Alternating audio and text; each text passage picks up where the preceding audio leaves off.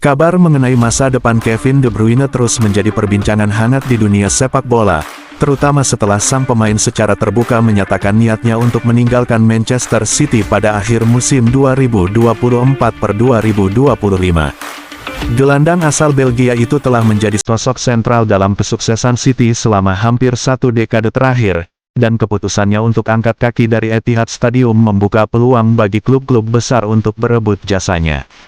Salah satu klub yang disebut-sebut sebagai destinasi potensial adalah mantan timnya sendiri, Chelsea. Meski pernah merasakan atmosfer Stamford Bridge di awal kariernya, De Bruyne kala itu gagal mendapatkan tempat utama dan akhirnya memilih untuk mencari peruntungan di tempat lain. Kini, dengan nama besarnya yang sudah diakui sebagai salah satu gelandang terbaik dunia, kembali ke Chelsea bisa menjadi semacam unfinished business yang ingin ia selesaikan. Namun, di balik peluang tersebut, muncul pula kekhawatiran mengenai dampak kedatangan De Bruyne terhadap dinamika skuad Chelsea saat ini, khususnya terhadap pemain muda yang tengah bersinar, Cole Palmer. Palmer, yang juga jebolan Akademi Manchester City, memutuskan hengkang ke Chelsea demi mendapatkan menit bermain lebih banyak dan peran yang lebih sentral. Keputusannya terbukti tepat. Dalam waktu singkat, ia berkembang menjadi salah satu pemain paling menjanjikan di Premier League, bahkan mulai dilihat sebagai jantung permainan The Blues. Mantan pemain belakang Chelsea dan timnas Prancis, William Gallas, memberikan pandangan tajam mengenai isu ini. Menurutnya, menggait De Bruyne tentu merupakan peluang luar biasa yang sulit ditolak. Dengan visi bermain, akurasi umpan, serta pengalaman bertanding di level tertinggi, kehadiran De Bruyne diyakini mampu mengangkat kualitas permainan Chelsea secara instan. Namun, Gallas menekankan bahwa ada harga yang harus dibayar jika manajemen klub tidak cermat dalam menyeimbangkan komposisi pemain di lini tengah. Ia mengingatkan bahwa kedatangan De Bruyne berpotensi memaksa Palmer untuk kembali bermain melebar atau bahkan mengalah dalam hal peran kunci, sebuah skenario yang bisa merusak proses pembentukan identitas Palmer sebagai playmaker utama. Dengan De Bruyne, Chelsea akan mendapat tambahan kekuatan besar, tapi ada sisi negatif yang tidak bisa diabaikan. Palmer selama ini tumbuh karena diberi kepercayaan di posisi yang nyaman baginya. Jika De Bruyne masuk dan langsung mengambil alih peran itu, maka Palmer bisa kehilangan kepercayaan diri dan arah perkembangannya, ujar Gallas, seperti dilansir dari Goal.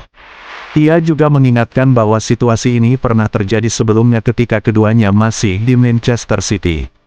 Palmer seringkali kesulitan bersaing dengan seniornya dan akhirnya harus rela menepi atau bermain di luar posisi idealnya. Hal ini menjadi alasan utama mengapa Palmer akhirnya memilih untuk pindah demi mendapatkan jam terbang yang konsisten. Kedatangan De Bruyne, meski menjanjikan dari sisi teknis, menuntut keputusan strategis dari pelatih dan manajemen klub. Apakah mereka akan membangun tim dengan fondasi pemain muda potensial, atau tetap mengandalkan nama-nama besar yang sudah terbukti kualitasnya? Jawaban atas pertanyaan ini akan sangat menentukan arah proyek jangka panjang Chelsea. Terlebih lagi, Premier League bukan hanya soal strategi jangka pendek. Dalam kompetisi yang keras dan ketat ini, membangun tim yang solid dan berkelanjutan menjadi keharusan. Jika Chelsea ingin kembali berjaya bukan hanya satu musim, tapi dalam beberapa tahun ke depan, maka mereka harus hati-hati dalam menyeimbangkan antara kebutuhan hasil instan dan pengembangan pemain muda. Pada akhirnya, keputusan ada di tangan pelatih dan manajemen Chelsea.